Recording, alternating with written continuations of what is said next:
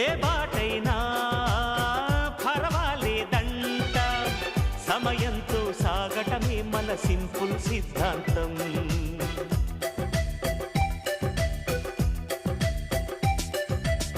చిరుగాలికి పరిమళమిచ్చే సిరిమల్లెల వనమై ఉందాం, గగనాన్ని నేలను కలిపే హరివిల్లుల వంతెన అవుదాం. ఆనందం అంటే అర్థం మనమందా, ప్రతి పూట పాటై సాగే హుషారు సరిగమలో. ఎన్నో ఎన్నో రాగాలుండే సంగీతం